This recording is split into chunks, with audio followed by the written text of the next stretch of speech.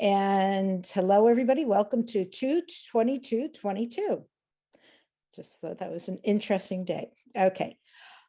I'm going to set up the chat so that the chat will only go during the rest of the meeting to the hosts and the co-hosts, so that if you have any questions, you can direct them to the chat, and then we will be able to monitor and answer as we go along, or at the end. It depends on how things go. So let me just check that's done.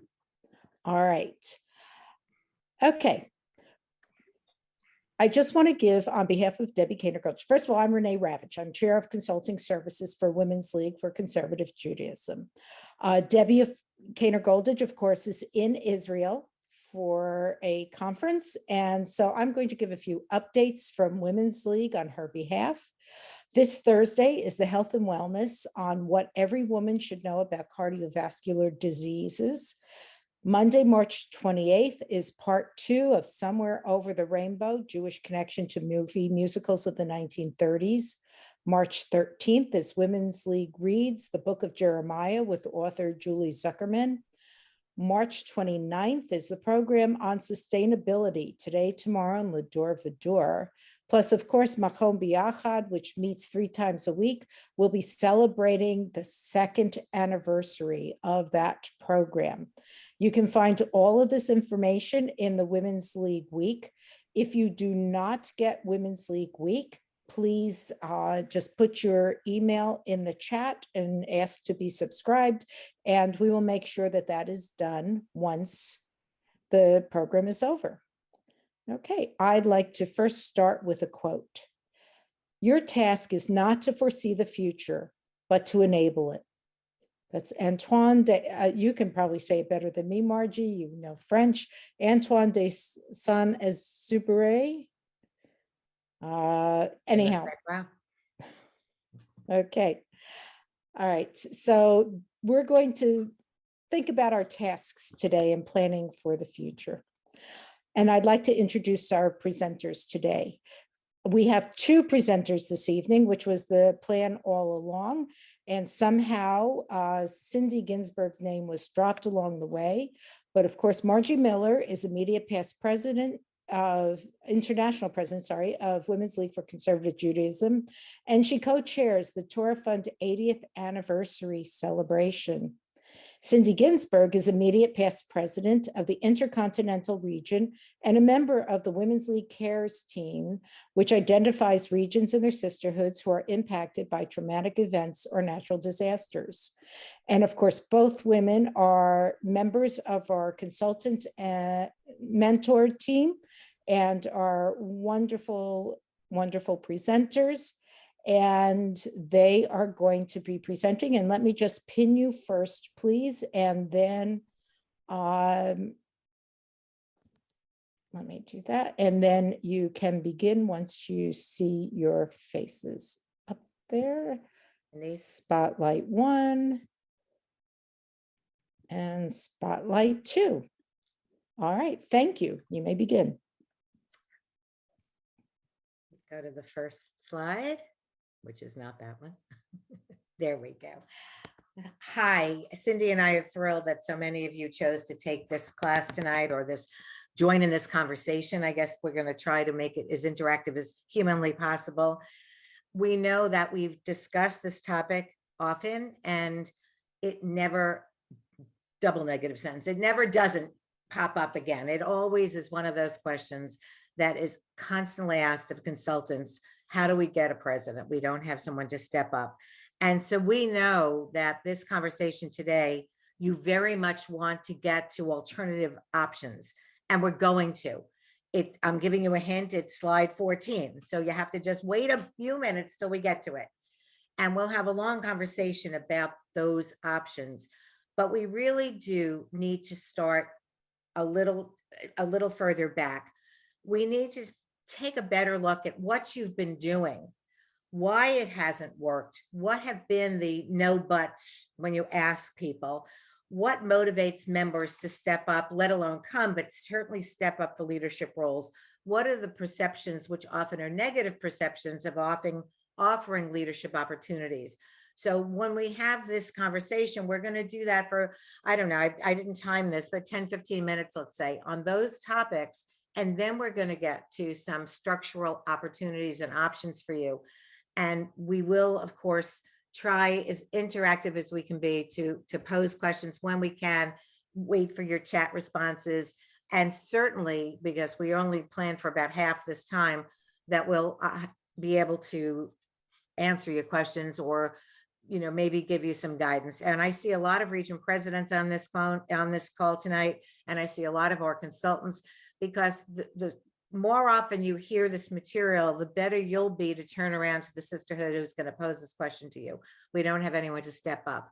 So the first thing that I would like to say is that we need to find ways to empower the leader in all of us. You shouldn't just look for a person. She's, you put your money in that, that all your eggs in that basket.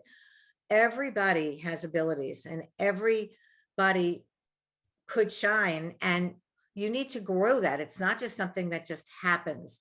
And we're going to take a time now to explore, how do you grow leadership and how do we empower every one of our members to take on a piece of that.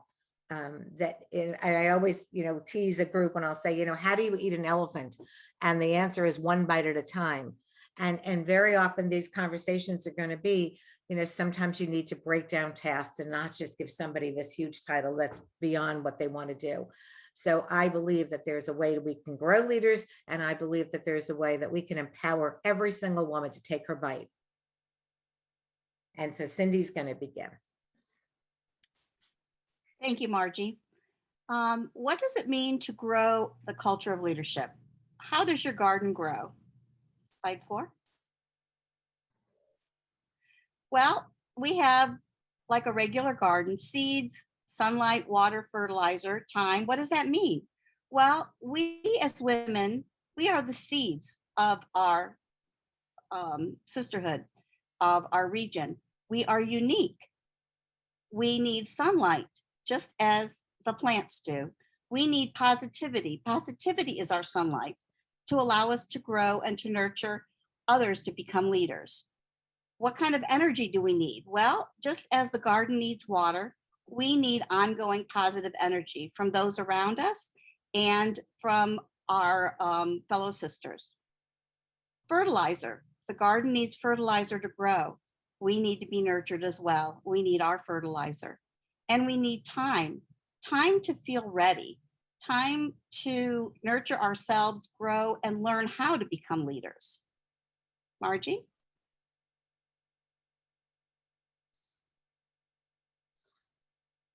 I do these two slides in every presentation I give, because the next two slides, 5 and 6, which we'll do 5 first, really are membership slides. But you cannot talk about membership and engaging people and broadening your base and how it doesn't affect your programming, for instance. And the same thing with leaders. If you can't get someone to put their foot in the door, they're never going to be president, obviously. So it really is important that you take a really good look to understand what it takes to have people come in and why they don't. And usually I'll do it in the other order, but it makes little difference because one's positive, one's the negative. So we'll start with the negative, why not? And this is what keeps your members engaged, and leaders are no different. You have to, people want to feel valued.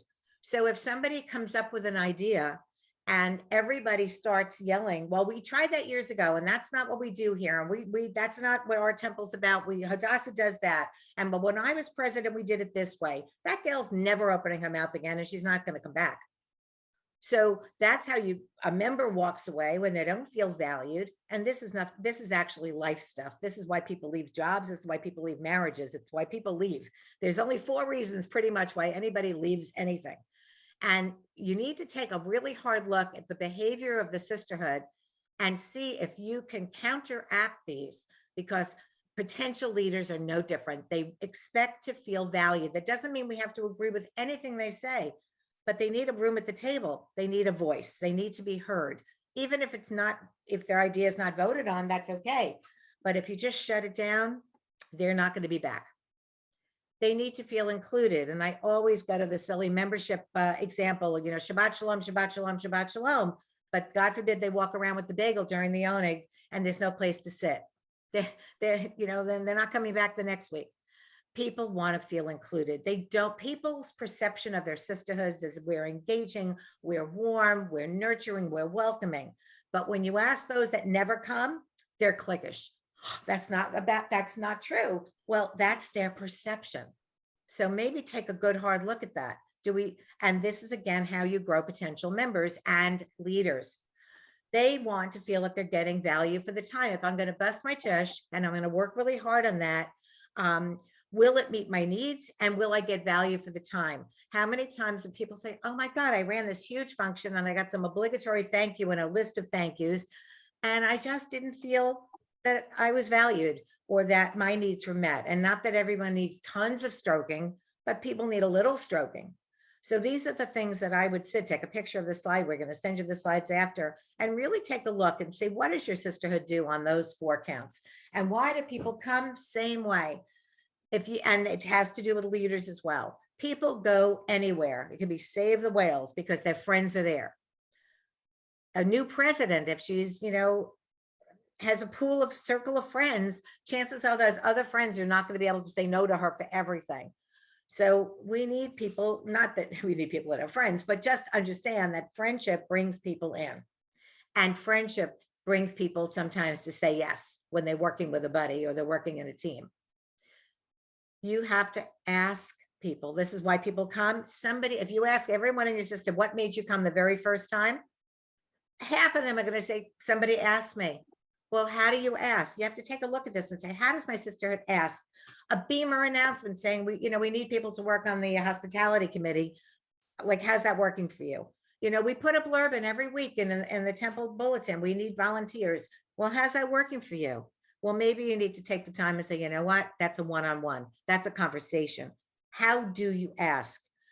Learning something is more of a sisterhood and what people in me time. But here's the one that really has to do with leadership. Committed to the cause. This could be a breast cancer coalition. That could be Save the Whales. It doesn't matter what it is. If they're not committed to the purpose of your group, then no one's signing up to be the next president or anything else. So how do you get people committed if you can't define to them the value of why you even exist to begin with? And the last thing is why everybody, it's like the bite of the elephant. They need to be able to take their bite. Because if you give responsibility, they'll show up. And a lot of people are more willing to take a task on than take on the title. And if you change your mentality to say, how do we break this up? Everyone gets a bite, but no one has that title. You'll probably get a lot more yeses than saying, hi, welcome to Sister. Would you like to be the next president? Again, how does that work for you? Cindy? Hi, slide 7. Volunteers do not necessarily have the time, but they do have the heart. And now we'll go on to slide 9. Why sisterhood? Well, what is your mission? What is your purpose? People want to go to something where they can see themselves being of value, just as Margie was saying earlier.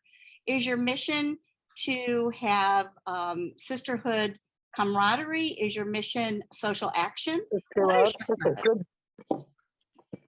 And you need to match the skills to the needs. What are their needs? What skills do they have? Is somebody interested in medical? Well, let's hook them up to something medical. Is something interested in the childcare center? We can hook them up to that. We want to match their skills with their needs and what they want to do and what they're looking forward to doing. Support, cultivate, and nurture each member. We want to be inclusive and we want to help them find their purpose and not, as Margie say, try to distract from what they're really there for. And we want to encourage them to participate. We want to hear their ideas and hear their expressions. Delegate, motivate, and celebrate. We all can't do it all ourselves. We do have to delegate. And that part of that is motivating a person to find what their niche is and then help them celebrate and have them help them in their role. And then again, make sure each member feels important. The negative perception of leadership. It takes too much time. Lack of experience or competence. I can't do what she did. Can you imagine somebody up there? We all have a program and we thank people, and we're up there and we're thanking this person and that person, and they did so much work. They were so hard at doing their work. They did such a good job, but they did such a hard job. Who wants to follow in those footsteps? Nobody does. Yes, we want to thank people and we want to acknowledge that it was a big effort, but we also don't want to, in front of a group of people, keep saying how hard the job was. That's not going to convince anybody to come and step up. They're going to say, I can't do what she did. There was too much work for it. Or, for instance, I don't like public speaking. It was brought to my attention that there was a couple of women who were going to be co-presidents and they turned it down.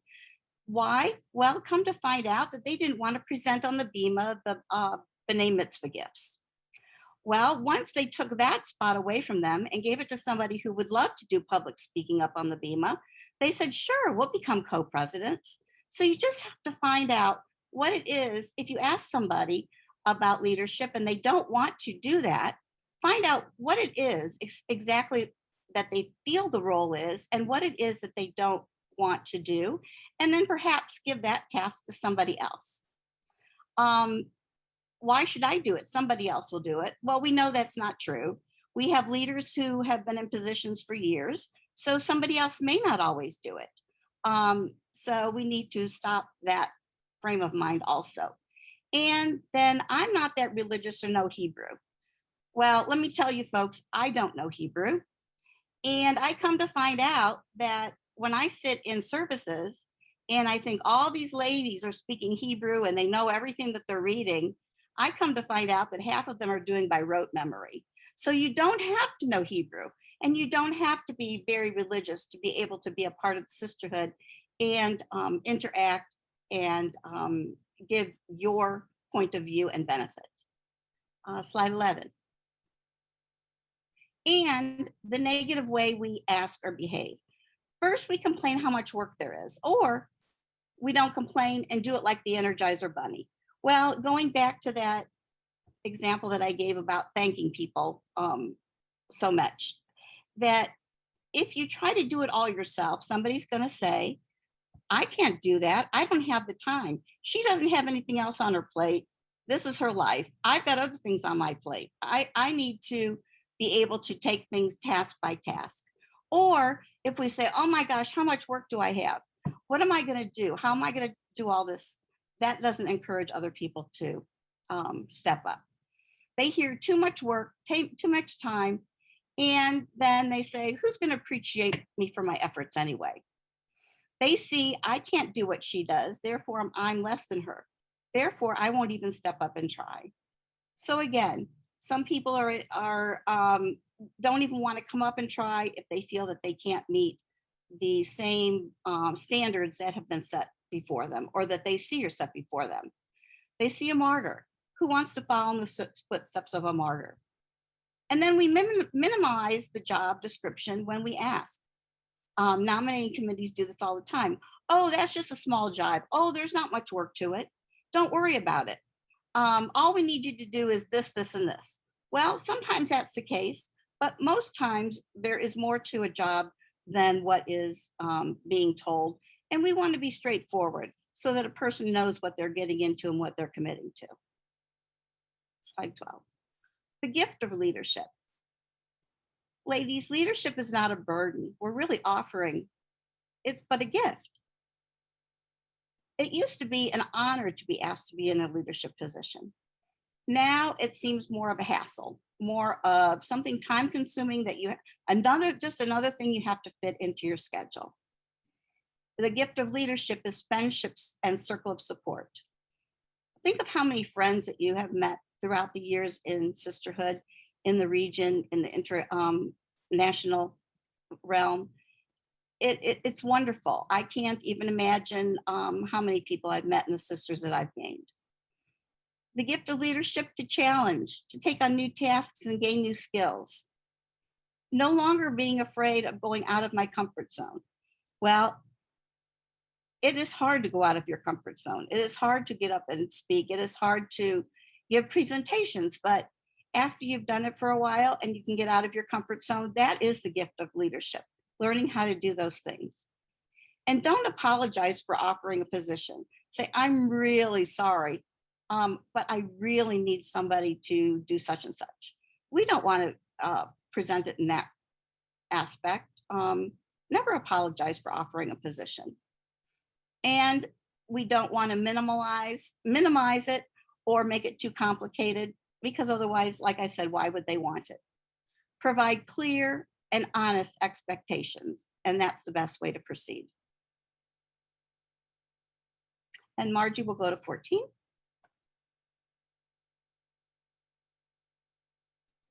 Margie, unmute yourself, please. Yeah, I am. I like to have it off when Cindy's talking because the dog might move. I just want to respond to one quick chat that I just saw. The job descriptions are usually listed in your sisterhood bylaws or your policy books, but very often they're kind of vague. And a good example are all your vice president positions when it's, do all the tasks that are necessary for the vice president and you're a direct report to the president. Like, what does that mean in English? So that's another conversation. We can come back to it, but we really need to really define what does it mean to manage all the areas in your portfolio? Like, what does that mean? And we leave them a little vague because we want the person to say yes, and don't worry, I'll get someone to mentor you or help you, and it doesn't. And then they kind of don't necessarily do well, and we're upset with them, and maybe we should take some ownership because we really weren't honest enough to begin with. So we'll come back to that, Susan, and it's a great point. So here we are, we're at slide 14, First of all, I truly believe, and I love the women who step up and hold those sisterhoods together. And I've seen in some cases that if not them, no one. And so I honor that. And I know that's a reality in some sisterhoods. I get it. If it wasn't for them, who would it be? And so they hold it together and bless them. I don't want anyone to think that I don't acknowledge that at all. And yet I have seen, because of circumstances, that gal is no longer able to do it, and everyone's in a panic. And there are some sisterhoods, even though your bylaws say it, that there are term limits. But very often, and my joke is, the Judaic person, God bless them, they never leave. The treasurer, God bless them, is the only one that could add 2 + 2, so she never leaves. The president, bless them. If not them, nobody. And so term limits are lovely on a good day, but are just not practical. And I get that. If I was looking at all your faces now, I'm sure half of you would be shaking your head. But I want you to consider, just for the moment, even for this hour, that by creating a void, is not the worst thing on the planet. That by creating a void, other solutions come into play. By creating a void, it shakes things up, shuckles things around, and finds its way to a solution that you wouldn't have done or found or known about if you didn't create the void to begin with. And I appreciate people arguing in their head, but that's not true in my sister. I get it, but I want you to at least explore that opportunity. Now, I've been doing this a long time. And for the longest time, when you're talking about other structures versus a president, a vice president, a secretary, a treasurer, 2 secretaries, a cast of thousands, whatever. And no one wants to be president. So what are we supposed to do? Okay. So here are some that I've seen work. And I'm going to do 2 first. You can have 2 presidents to presidium, all the way to 12. Now, I joke, bless their hearts, they don't even know that the butt of my joke for years, Flint, Michigan, has a president a month. They've been doing it for years. And I used to chuckle, maybe it was the water, like, what's wrong with Flint? But who am I to laugh at them? They found a solution that works for them. And you got to give them credit. So someone else look at the chat because I can't look down. So I told that story once to a sisterhood on Long Island. And I said, look, you have no solution. I challenge you, do what Flint, Michigan does. And they did. They had a president a month. They thought I was nuts. And I said, I am nuts. What's the difference? There are 12 of you. Everyone take a month. So the girl that was running the Hanukkah boutique, she was, whoops, what happened? I was looking at them. Oh, can you mute everybody, please? Thank you, Renee. Right. Or not. Folks, if you can mute, thank you. So, or not. Okay. So the gal who was running the Hanukkah boutique was in the building every day in December. She was setting it up. I don't even know what year it was, but it was later in the month. So she was the December president. The girl running the Tu B'Shvat Seder was in the building every day in February. The girl running the model Seder for the kids was in the building every day in April. So Kakaman, they came up with 12 people. Everyone covered a month. And that's what they did first year. Second year, how's it going? We're down to 6. The girl that was running the Hanukkah boutique realized she was in the building every day for November and December. So she's covering 2 months. I swear this is a true story. I don't make these stories up. You can't make these up. So the next year they had 6 presidents. You know how many they had the next year? I wish I could see your faces. They had 1. It took them those 2 years to shake it up, move it around, try something that just was manageable for everybody. And by year 3, they were back to a president. So you'd be surprised when you take those bites and make them small enough that you can manage it that way. I have seen groups function with number 1. There's someone that's just called president for Women's League. And that next slide, I don't want to go to the next slide, but there's a reason we need to have somebody to get the mail kind of thing, somebody's name on that list. But they literally have teams. There's a hospitality team that serves the cookies and milk to the coffee and cake to the chicken dinner. They manage the food, every single program. That's it. That's all they do. The PR group, 3 people, not 12 people. They do the Beamer announcements. They do the e-blast. They do the flyer for the 12 people who want to shove it on their fridge. They call the 10 people who they're not on the computer. And how are you, Sally? Are you breathing? We have a program next month. They figure it out. There's a PR group. There's a programming group. There's a hospitality group. And there's usually some kind of a finance business because somebody has to write a check. And they literally have 3, 4, 5 people on each team, and they function as teams. Period. And I have seen groups do that for 10 years, not just for 1 year in between till they come up with a solution. Who are we to say? And that's why bylaws that were written in the 50s or 40s or 30s or last, 7 years ago that might not work today, you can suspend them, rewrite them, create a new universe, and then rewrite your bylaws after you've played this hand a couple of times and see what works for you today. You divide up the tasks, and we're going to do that in a minute. So I'm not skipping number 3 for a moment. I promise it's on the next slide. Houston, there are a lot of shuls in Houston are conservative synagogues. There's one of the sisterhoods in Houston that partners. So they have a 2-year and a 1 year.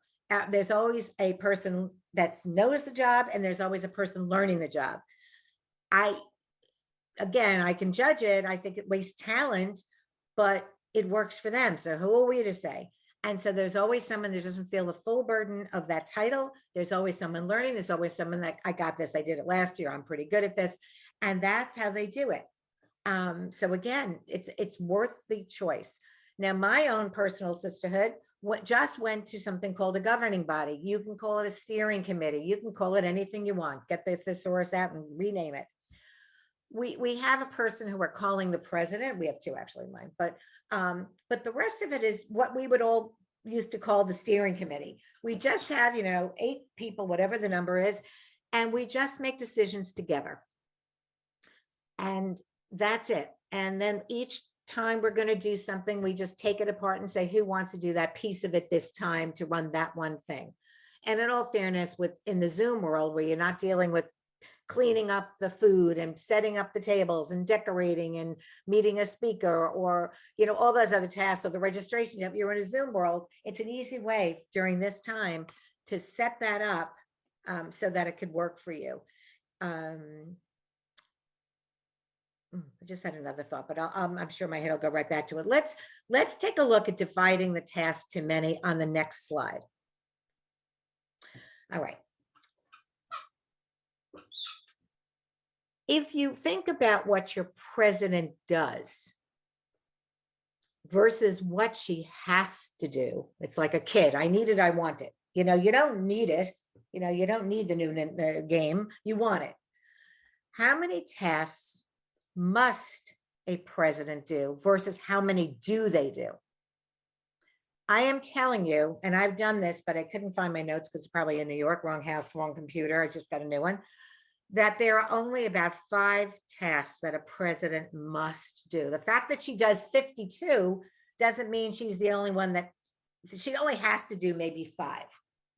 And I have seen sisterhoods take apart those 5 and assign them to a person each for that interim year. Now, I know I did one sisterhood, and they had a lot of vice presidents. No one was ready. Not that they wouldn't have eventually stepped up, but no one was ready. So I played this game with them. Let's put on the board how many tasks, what's the president must do. And each one of those vice presidents took on one of the tasks, and they did that for the 2-year interim till they figured out where they were going next. One task that the president or now this might have to be with your congregation bylaws, because your congregation bylaws might say the sisterhood representative must, they call it the president. So maybe next time the congregation redoes their bylaws, you can suggest, can we call it a sisterhood president / representative? So then you're not locked into that title even for that. But on a sisterhood congregation board, they cannot have new people marching in and out every month. It has to be one person, and that's why it's always been the president. But I would suggest that you put that in your back pocket and tell the congregation next time they rewrite to make it president / representative. As long as it's a designated person with authority, they don't care usually. And this way it gives you some flexibility that you can assign that to somebody. Maybe it's the past president, maybe. So that one extra night a month that new president can't do, maybe we could take that off her list as well. You need people to sign a check. You need a couple, 2 or 3 people, 2 out of 3, whatever it is. And usually the president's one of those. You need to do that. That's one of those musts. Women's League needs to call somebody. You can call a queen for a day. We don't care what you call her, but we're going to call her in our computer the president. We don't care what you call her. You can call her Madam Chair. I don't care. Chairman of the board, literally queen. But we're going to call her president in the database.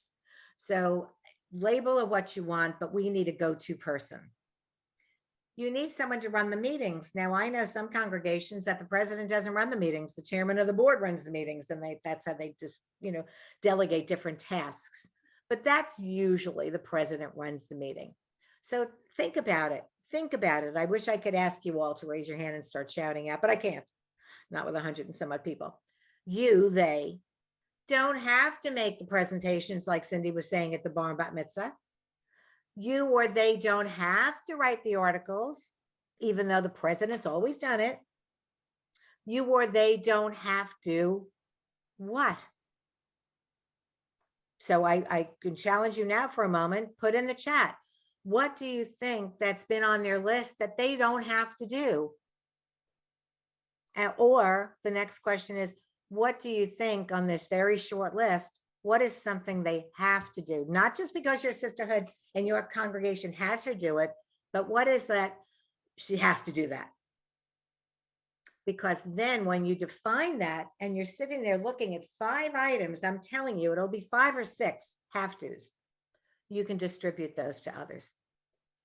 And then it buys you a year that you need to reshuckle your structure and create something that's going to work for you. My shul closed about 9 years ago.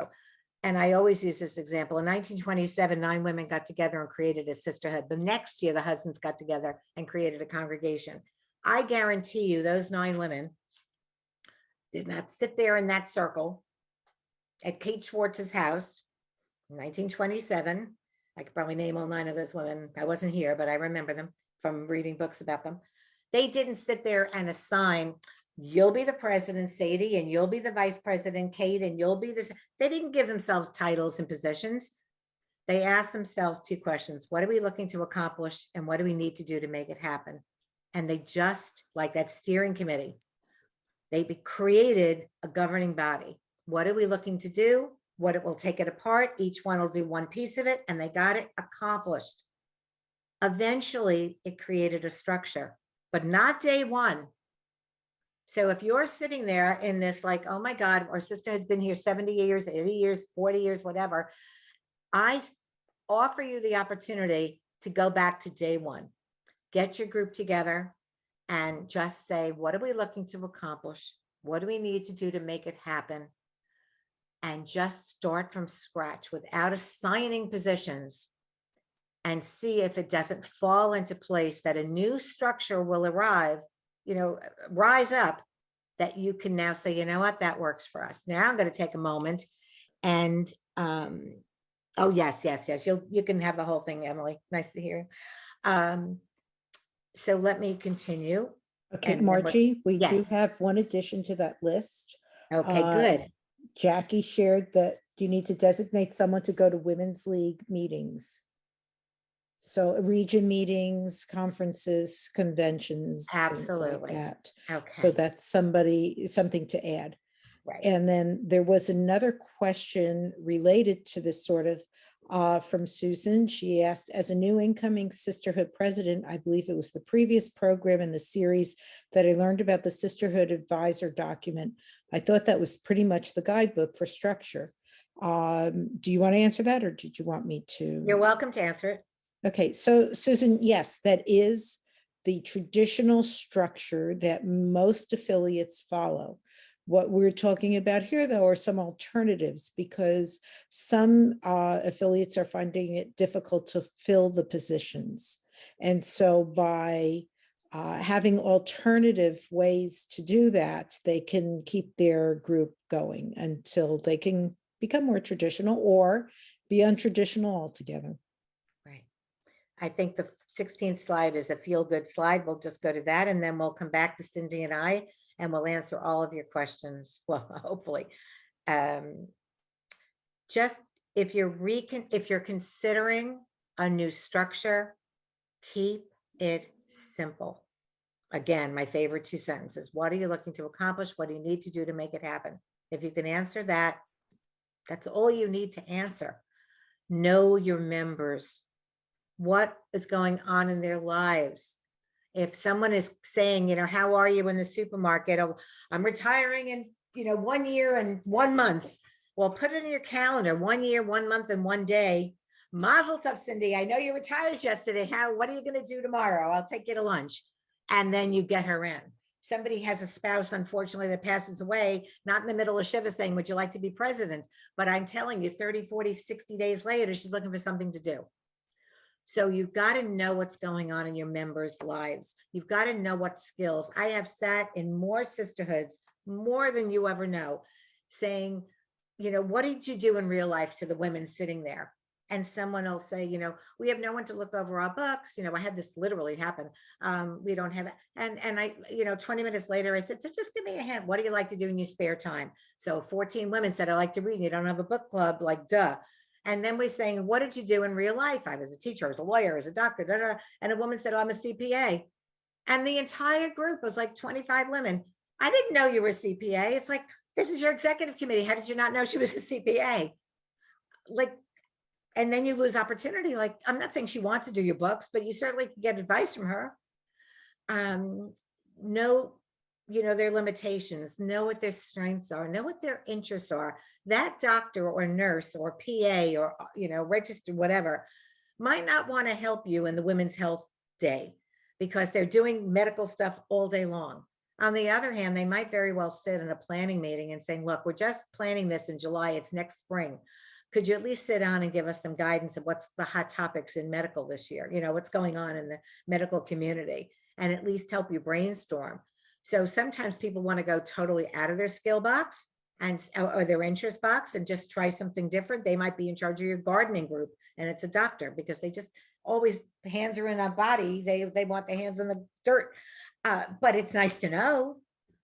Again, leadership opportunities are not a burden. They shouldn't be a burden. You're offering somebody this opportunity to be part of something that's bigger than herself, and honor them and thank them. You cannot thank them too often. All right, so I'm going to go to the last slide and then we're going to get off Okay. the slides together. Okay, and this, you'll end up getting this, and there's Cindy's phone number and my phone number and our emails. And, and Renee, we have people who can do this presentation right just with your own sisterhood. So let's get done with this. Denise, thank you so much for pushing the slides and these parts. And let's go to the bigger group. And we have lots of time. And so now if whoever was looking at all those questions, and let's hear about some of your successes and what you've seen, maybe that you never would have thought of in your own congregations, that you tried something different and son of a gun, it worked. So Cindy and I are unmuted. Unmute Cindy and just join right in here. And Margie, I do have one other comment on what the president needs to do if you don't have a president. And from Cindy, who says, don't have the same person be the advisor for all the challenges. We don't have problems, we have challenges, Cindy, just so you know. Find people with certain skills to help with that specific issue or concern. So that's also a very good point. If you don't have a president to go to, find the right mentor. It's like having a mentor for that person and somebody that's experienced with what they are doing. And we Okay, have an awful lot of consultants with specialties.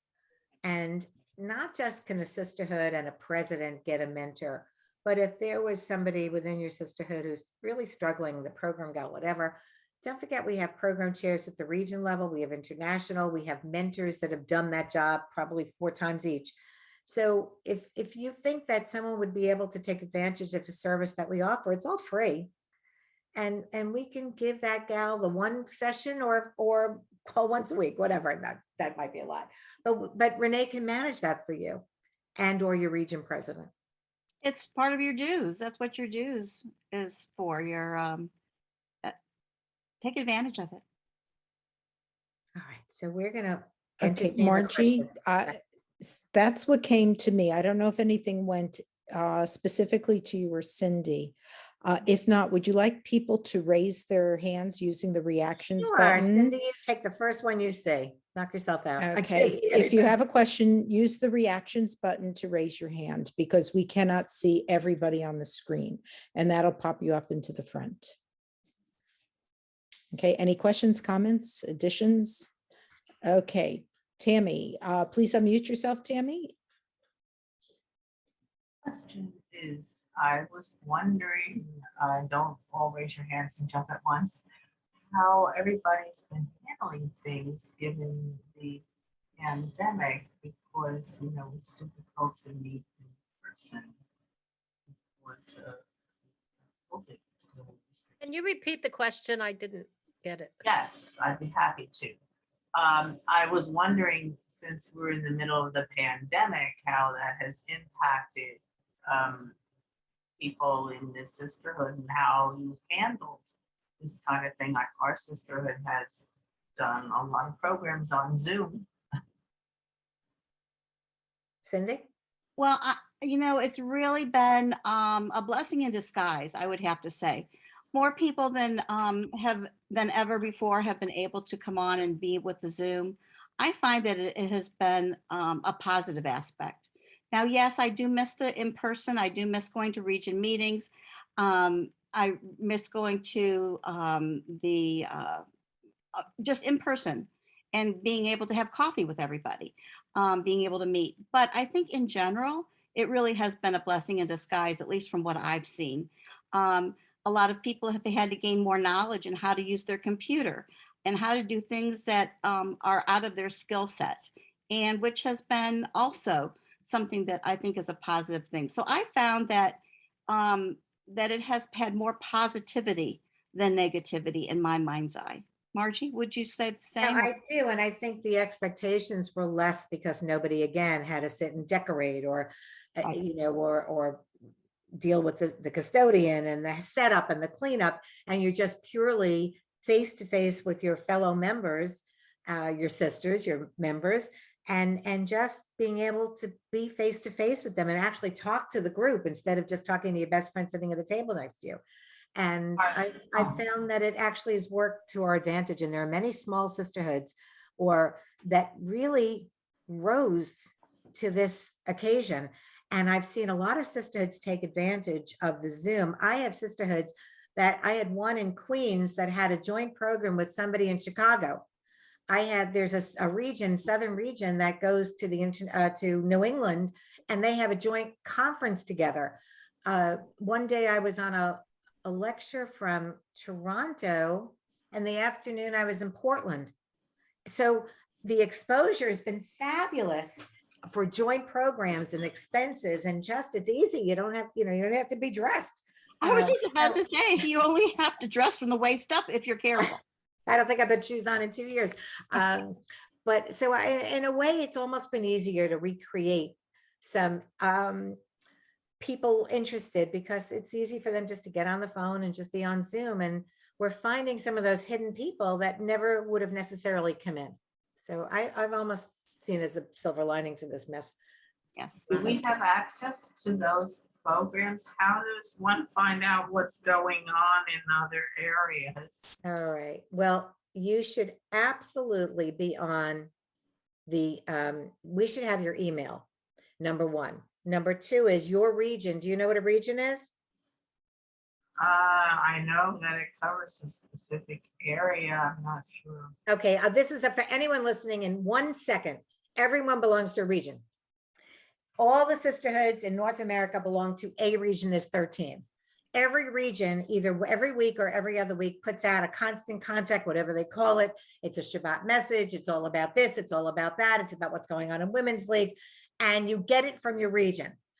And or you get it from Women's League, which is a This Week in Women's League with everything. And you'll get it as long as we have your emails.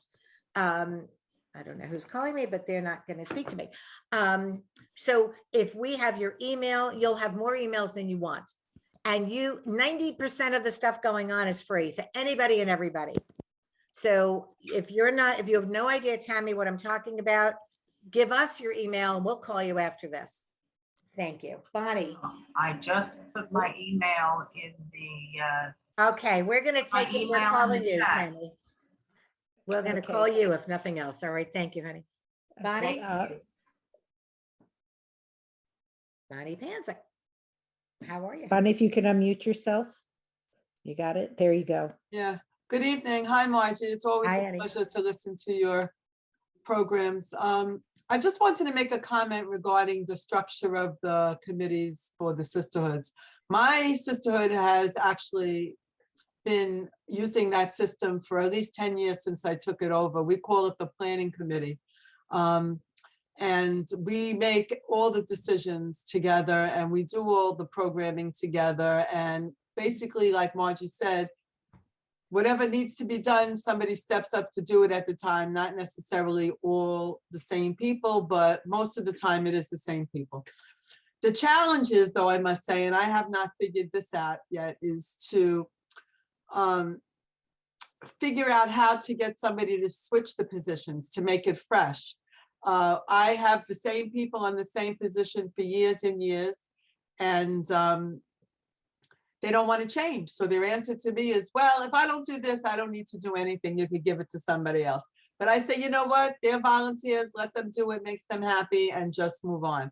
Now, I had to get somebody to take over as president because I became president of my shul and vice president of Ways and Means for BQLI. And nobody wanted to do it. And it was like a stretch. So I finally convinced somebody to do it. But truth of the matter is, I'm helping her. You know, I'm behind the scenes doing lots of the work. But, you know, nowadays the volunteers are few and far between.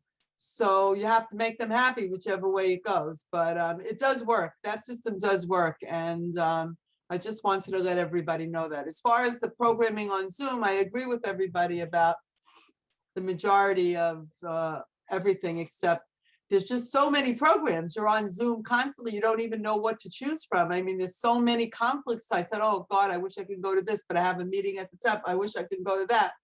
But the challenge, to truth of the matter is, the challenge is going to be how to get the women off of Zoom and back to meetings when the time comes, and back to live programming, because everybody misses that. I mean, it's much easier to stay home and, you know, stay in your Yeah. pajamas, which I've done constantly. But I miss it. I miss going to meetings. I miss having lunch with the members, and I miss, being able to do things with other synagogues in person. I've done things with Hillcrest. I've done things with ICCJ. I've done things with, lots of shuls in Queens. And we miss that too. So, all the organizations though, going forward, the challenges is how to wean people off Zoom. Okay. I think you're gonna, there's not an answer for that, Bonnie. I think the biggest thing that everyone's gonna say is we're gonna end up in some hybrid. Yeah. That we're gonna sit there, especially in the northern states, and say, why did we schlep out in 0 degree and blizzards to go to an exec meeting? Let's do those meetings on Zoom and let's have our programs together so we can get our hugs in. But we can do on Zoom for an hour rather than schlep and all of that. And I think that where people are just going to come up with hybrids. And when do we need to be together versus when do we want to be together? Exactly. If Cindy, what do you think? Margie, if I can just add something from the chat, people have increased, doubled or tripled their attendance. They can bring in people from other sisterhoods, as was mentioned, which is helpful. And I will tell you that I know we're not supposed to say in my group, but in our Women's Connection, I will say we're having a Torah Fun event. It is hybrid. And so far, half the people are going to be in person and half the people will be on Zoom. And that's how it'll have to be going forward, I think, at least for another year or so. And I think the congregations recognize that too, and we'll probably have that ability available for everybody to use. I agree. Thank you. Thank you, Bonnie. Cindy, want to do Andrea? Hi, Andrea. I don't see. Okay. Hi, Andrea. Hi. My question to you has to do with making calls to members to increase attendance at programs. Now, the presidents say, oh, we have a lot to do. We're not going to make a program. We're not going to make calls to members for attendance. But my question is, when should they call? When should they find out about members? I mean, we don't see people at in person, and it's just different. So yeah. Sure. The personal When do we contact, find out? the personal touch is always the best thing. And I would say split the group up. Don't have everybody make, hundreds of phone calls or 10 or 20 phone calls. Split it up and have different people on the committee or different people on the executive committee. Go ahead and split those phone calls up and make that personal contact, because that's how you will get people to join in. And you're right. Not only one person has to do that. It can be split up. And I think you have to honor the communication style or method that each person wants. And as I said, there are, I used to tease about the age groups and different, generations that somebody, and I'm going to stereotype it. So if you don't like what I'm going to say, you can yell, fire me. Take my feedback. 75, 85, 95, wouldn't mind a phone call. Like, how's it going? How have you been? Years ago, you'd have people looking for those flyers to put them on the fridge. I have a daughter-in-law that I haven't spoken to in 13 years. If I want to say hello, I better text her. She's not picking up the phone. She's not, you have to text. So I think you have to, it's not a joke, unfortunately, but for the example, it's a joke. I think you have to honor people, and you have to look and say, who really needs that phone call? Who would take an e-blast or an email? Who do I need just to text? And so it's not as cumbersome as calling all 100. You might end up with 20 you've got to call, and 20 you've got to e-blast, and 10 you've got to text, and mix it up and do what you need to do, and honor each person's choice and method of how they want to be communicated with. And you might do better that way too. Okay. Hey, Lori B. Hi, sweetie. Okay, thanks. You're welcome. Lori B. After being president of Central Great Lakes Region, I can tell you that Flint, Michigan has done President of the Month for decades. Yes. Not just 1 or 2 years, No. decades. Now, because we've been doing a lot on Zoom, we've all been saving a lot of money in our sisterhoods, not having to do centerpieces, not having to spend a lot of money on trinkets to give out and whatever. You should be putting that money away so that you can come to convention and banking all that money for convention and for your conferences so that women can attend. Amen. That's my plug. Good plug. Good idea. Hi, Susan. Cindy, I'll take you. Yeah, hi. I know we were focusing on leadership and presidents. In my sisterhood, they approached me. I've been in my sisterhood for about 6 years. I came late to the party, I guess. And they approached me to become president for the next term, and I accepted the role. I've been vice president for 4 years, I think, 3 years, something like that. And now they're having trouble getting somebody to be secretary. So how would you kind of manage that situation? Me, once I start being president, if I don't have somebody to be the secretary, let's say, what do I do? Have somebody take the minutes at each meeting, rotate it? Exactly. That's exactly what I was going to say, is ask people to rotate and do one month, one meeting that you're having, and then ask somebody else to do another one. And I think if you don't say, well, anybody volunteer to do it, that may not be the best way to do it. You have to say, Susan, do you mind doing it this month? Or Cindy, would you mind doing it this month? And that type of thing. But share the responsibility and share the role, and they can get an idea of what it's like to do that as well. Okay, that's kind of what I had in mind. They asked me to suggest some people, and I suggested 2 people. I know the first one said no. I don't know whether the second one said no or not. Well, Okay, maybe they'll say, if would you mind doing it for just this one meeting? Right. And if I could just add to that too, you can record the meetings, especially if you're on Zoom, and then all the information is there. So if somebody doesn't want to sit and take minutes the whole time, they can go back and get that information. That's actually what we've been doing at another organization I'm active in. Our sisterhood has been many members are very vocal that they'd love to go back to meeting in person. Our shul is open for meeting in person if we wear masks. It's been kind of like a divided situation. We're actually supposed to meet in person next month, and I emailed the president because I said, well, you know what?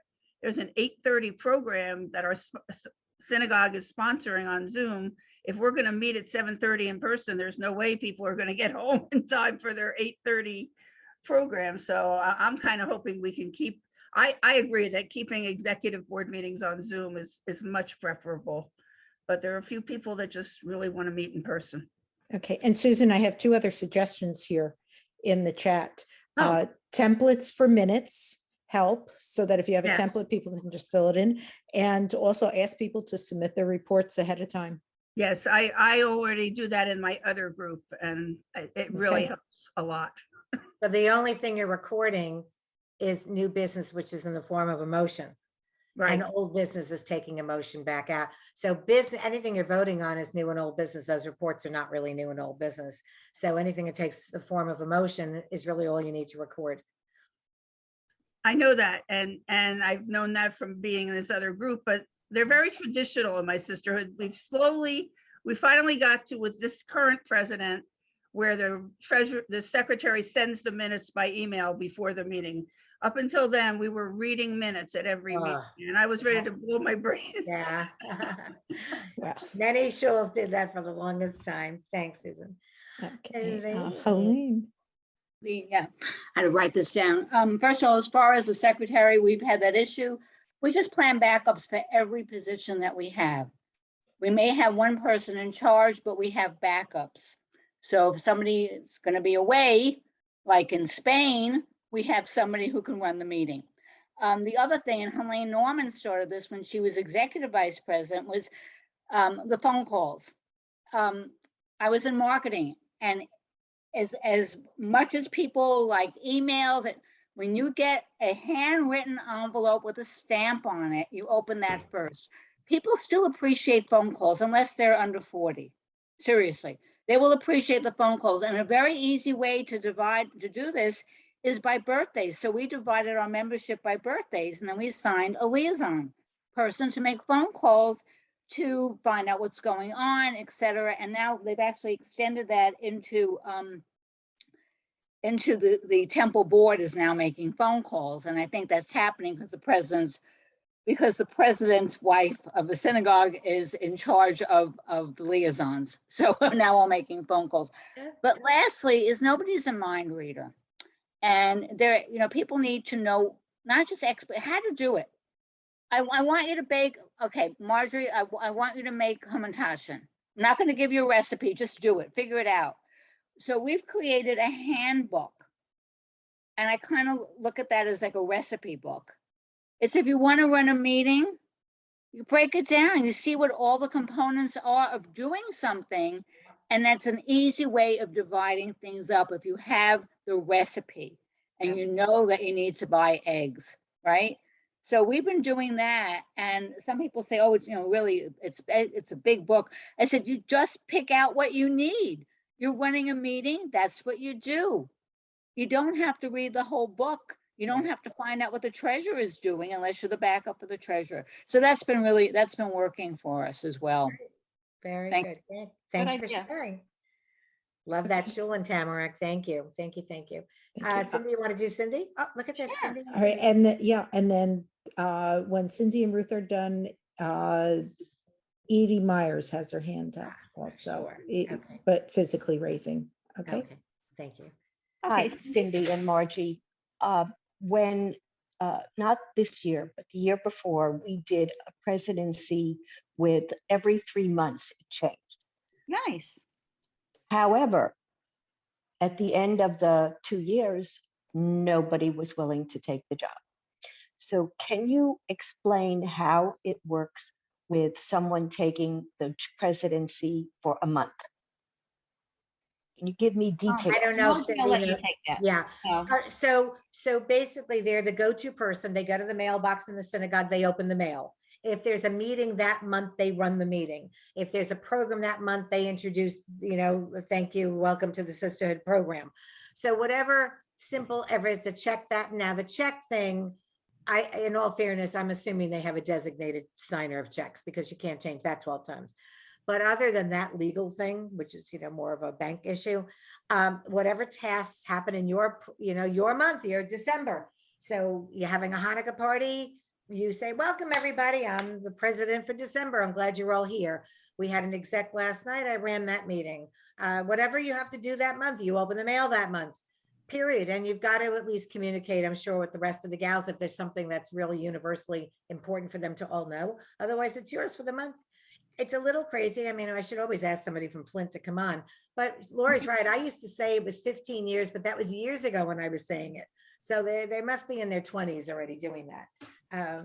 And so same thing. The other way you can do it though, Cindy, the other thing you can do though, is to say, we're just going to be, I'll run all meetings, period.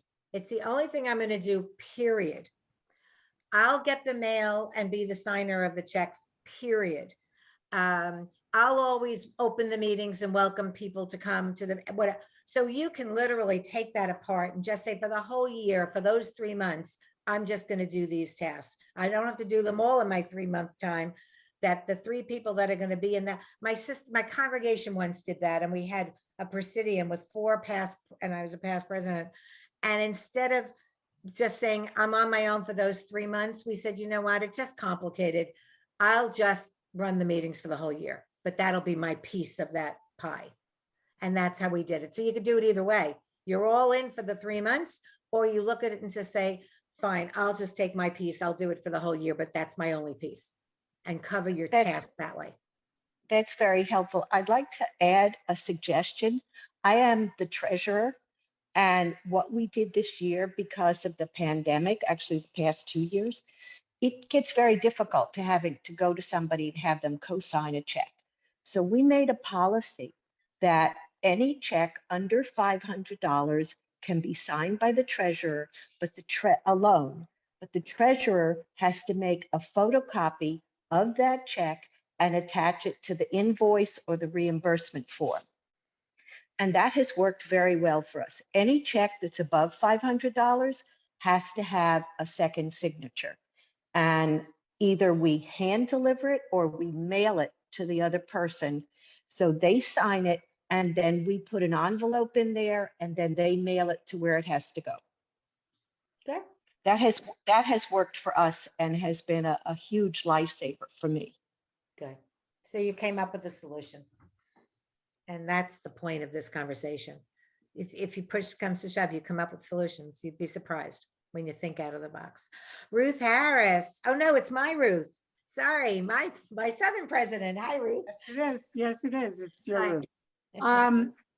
I just got finished as chairman of the nominating committee for the coming year. And I ran into a couple of situations.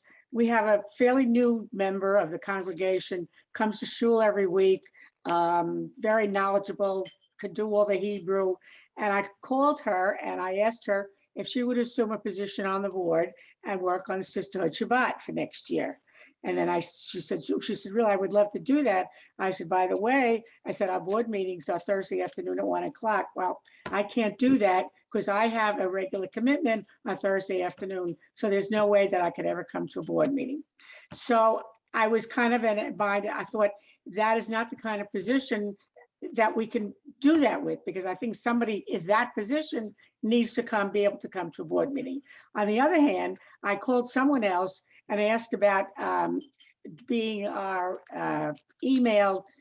maintaining the Sisterhood email distribution list. And she said, I can do that, but I can't be on the board because I can't come to meetings on Thursday afternoon because I have a job. So, but that kind of job can be done without coming to the board meeting.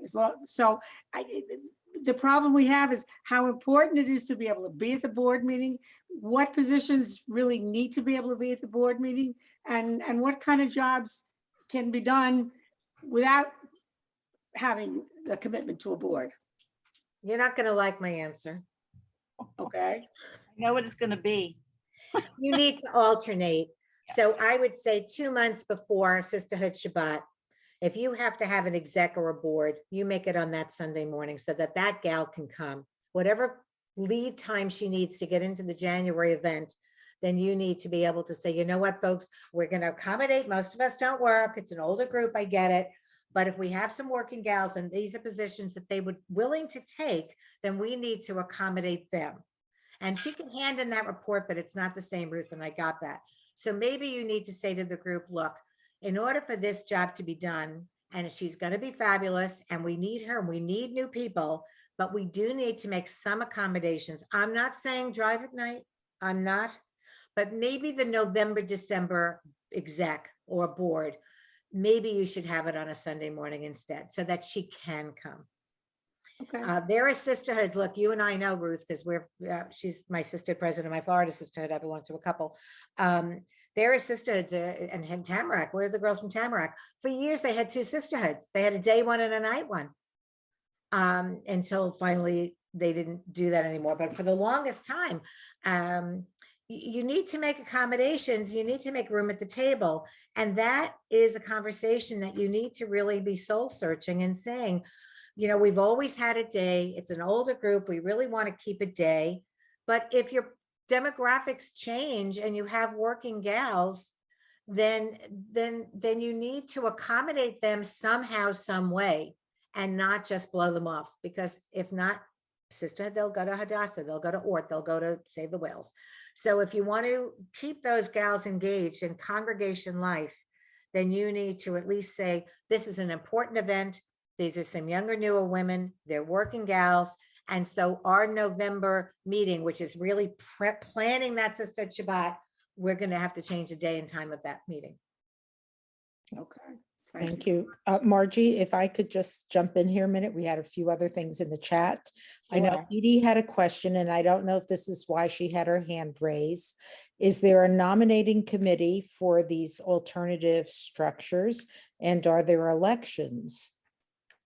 Which is a very good question. Well, it's a great question, Edie, and I think that goes to why you should suspend your bylaws. I am a firm believer, and Robert put it on chapter who knows what somewhere in there, in that Robert's rules that I used to read all the time, but I haven't in many years, that you literally can suspend your bylaws. Because yes, right now you have to have elections. Your bylaws say you have to do this, you have to do that. And if it's not working for you, then you need to take a really good hard look and come up with a different solution and a different mechanism by which you're going to pass that. And if that means that the whole board or your members are going to now vote that you're going to switch, you have to change your bylaws. But I wouldn't change your bylaws till you really think your plan out. My sisterhood just rewrote its bylaws and put tons of S's for president, S's, committees versus vice president versus team versus committee versus whatever. We just expanded the noun list. And we are sending that to our members now to change the bylaws of the sisterhood, that we're going to be run by a governing body. So, and that's how we're going to make it kosher after we thought it out for the last several years, working it that way. But how do you appoint that governing body? How do you get? Well, in all fairness, I don't have a great example of a very small shul. I think you have to sit there and create it. That's why you have a bylaw committee. You know, you have a bylaw committee, and you sit there and or have the whole. You know, you have a powwow. Bring a trainer and bring somebody in to say, what would it look like if we change our structure, and then what would it look like, and then how do we give ourselves permission to do it? What do you think happened in 1927 when you started with your bylaws to begin with? You know, these are not legal. I hate to burst anybody's bubbles, but these are not legal documents. They're legal in your world and they're legal in your life. The only thing legal is the congregation constitution and the state department of your state that makes your synagogue kosher and legal. The rest of you are clubs with bylaws that are just loyal to your heart. They're not written on the stones from Moses. The guidelines. You know, so you Yes. have to just make it work for you. I don't want to make anyone upset. I don't mean anarchy. I don't mean anarchy, but if it's not working for you, you know, talk it through, have a general meeting saying, we need to change our structure. We need to play out this hand in a couple of directions. Let's try this for 6 months. Let's try that for another, whatever. And then gather again next year and say, okay, now how do we put this on paper? How do we create something that now we can all vote on as a membership?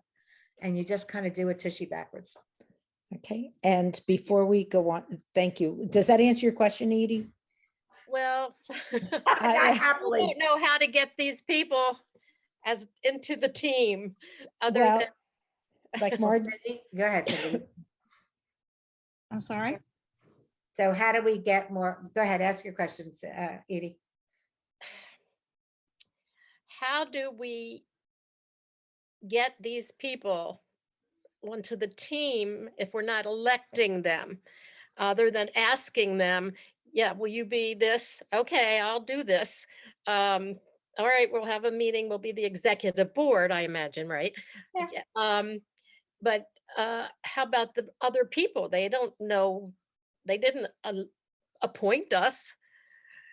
Or didn't elect us. They didn't, Well, not everybody has to be elected. well, And right, of course, but I mean, the people that are, the person, well, maybe is running, I don't know.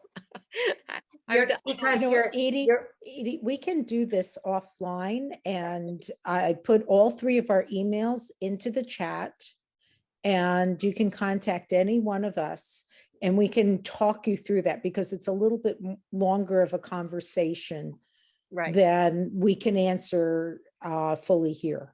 okay, All thank you. right, does that help? Okay, great. And I had a few more comments in the chat that came in before the hands came up. Jennifer asked, she said it would be great to have some handbook information. Even having the table of contents would be nice for other sisterhoods to build on creating their own handbook. So Helene, if you wanted to send me the table of contents from your handbook, I can share that when we share the slides and the video from this. And Susan added, we have 2 people who took on a task of mailing. yeah. okay. Oh, okay, well, they Interesting, but- stopped, yeah. Yeah. And then we have one more question, not sure how to pose my question about getting the nominating committee together. We need to get this committee. Who needs to help decide who the next positions will be? So Cindy or Margie, do you have?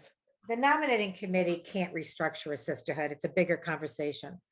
So, yeah, you're right. Whoever wrote that, the nominating committee presents a slate. Of course they do. Jenny. But if you're looking to pull the plug on your slate as it is, then you need a bigger conversation, and the nominating committee doesn't have the power to do that. That's when Yes. you have the full membership sit there and say, look, we're all in this because we're committed to this purpose. We have a fabulous mission. It's becoming more difficult to fill specific positions, and we're thinking about restructuring how we do what we do. And don't throw the baby out with the bathwater. But so have a bigger conversation, talk through these different options. Literally take this slide thing and go to 14 or 15 and say, which one of these could work with us? Do you want to try one for a year? If it takes you 2 years to rewrite your bylaws, who cares? Anyone care? Play out the hand. And then once you do that, then you can empower a nominating committee or not, or however that's going to work. They can't do this if they're after the fact. You need to have this bigger conversation with your membership on a powwow, with a consultant, with a slide, with just that one slide to say, if we were to start again, it's 1910.